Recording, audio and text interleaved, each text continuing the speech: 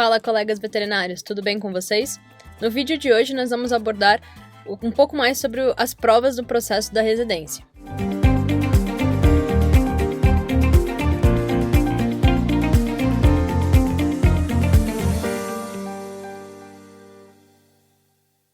Bom, as provas geralmente possuem duas fases, sendo a primeira eliminatória e a segunda classificatória.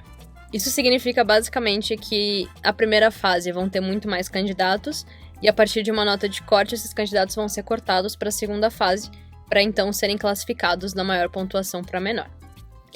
Existem alguns lugares, como a USP, que preferem provas de múltipla escolha na primeira fase. Já outros lugares, como a Unesp e Botucatu, preferem questões escritas. Então isso varia muito dependendo da faculdade que você acaba escolhendo. A primeira fase, por ser uma residência do MEC, ela obrigatoriamente vai contar com questões sobre a saúde pública, que é a saúde única, a parte do SUS.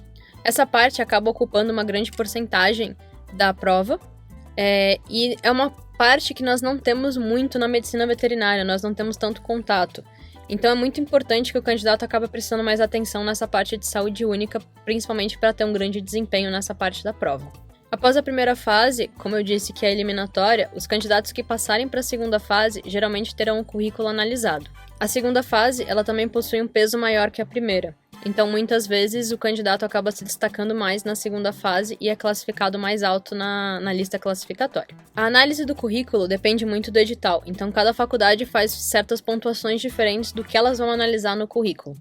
Mas, geralmente, eles sempre seguem um padrão pedindo quais os estágios que a pessoa já fez, se ela já fez iniciação científica, se ela já fez alguma monitoria, o que ela fazia de atividades extracurriculares.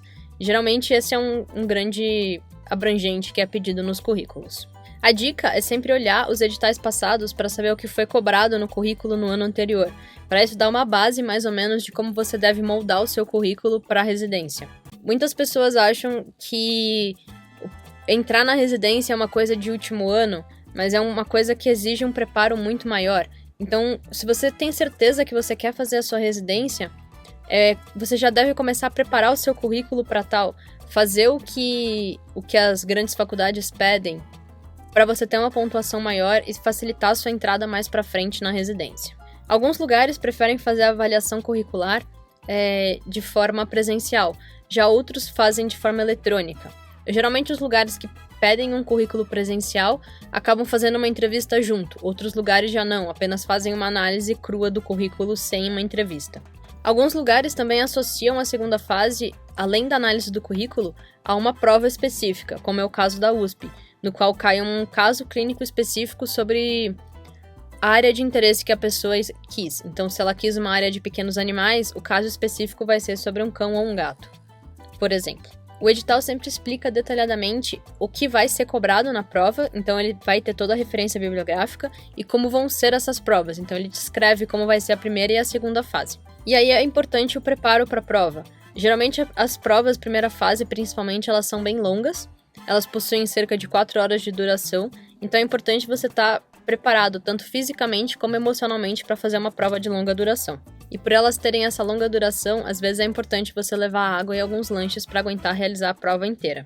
E é importante também você ler o edital para saber se a faculdade faz alguma exigência específica sobre o material pedido para a realização do exame, principalmente para você não ser pego desprevenido se a faculdade de repente não aceitar uma caneta esferográfica preta e era a única que você tinha.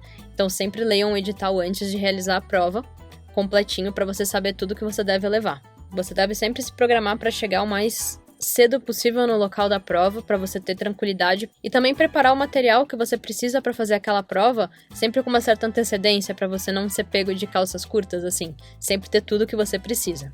No próximo vídeo nós vamos falar um pouco mais sobre como estudar para as provas e eu espero vocês lá. Se você gostou do vídeo, não se esquece de se inscrever no canal e deixar o seu like.